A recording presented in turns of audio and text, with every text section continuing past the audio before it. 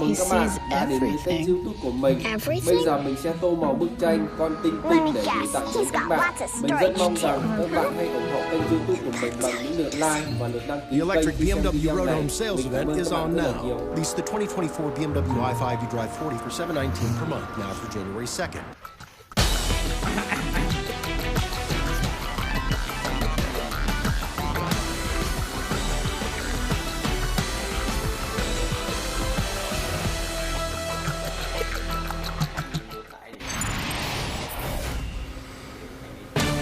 In what was billed as the MVP Bowl, one shined and one fluttered.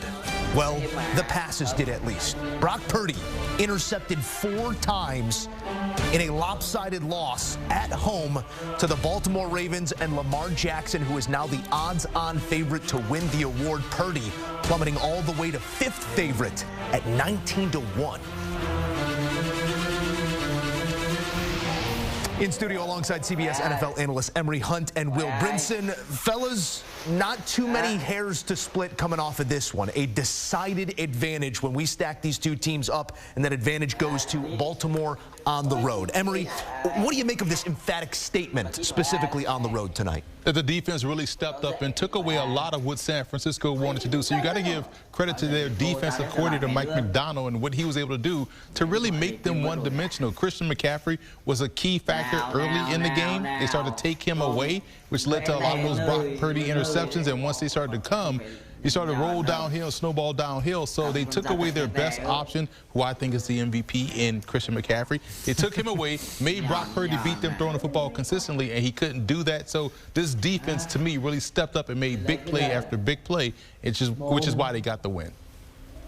You know, if you had told just about anybody that George Kittle and Brandon Ayuk both caught 7 or 6 plus passes for 100 plus yards, and Christian McCaffrey ran the ball 14 times for 103 yards and scored a touchdown, I don't think that many people would assume that the 49ers lost by double digits, by 2 touchdowns. But here we are.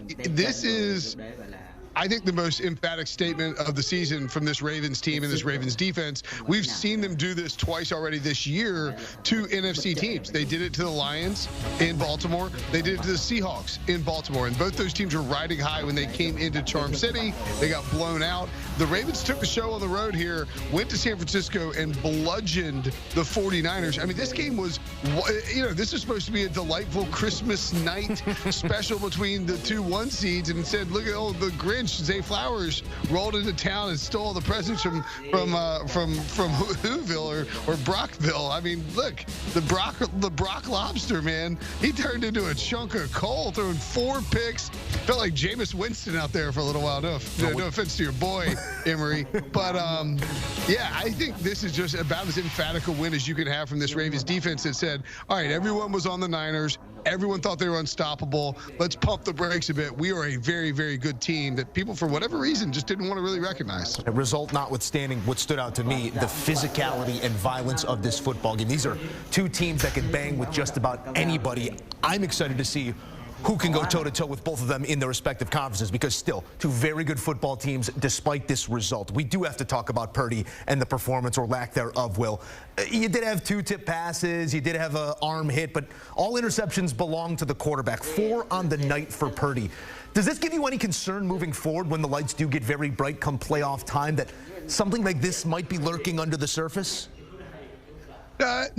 Not necessarily, Joe. I think that it's more about what Baltimore does as a defense, disguising the blitzes, bringing pressure in exotic formats, and just really making life difficult on a quarterback, particularly when you get this is the thing about San Francisco and Brock Purdy. And this is not taking away from how good he is at what he does when he's on the field. But this team and this quarterback and the success that they've had over the past year plus has largely been while front running. When they get behind and they're forced to play from behind and they're forced to throw a ton and they're forced to, it changes the play calls for Kyle Shanahan, and it changes how Brock Purdy's going to act. And look, he was under absolute pressure in the pocket. So I don't panic about, oh boy, what happens if they get to the Super Bowl? Is he going to do this? I sort of think, man, Baltimore really wasn't getting its due in terms of what they do as a defense and how good they are as a defense, although obviously Emery and I both picked them to win. Yeah, and it's funny because when you think about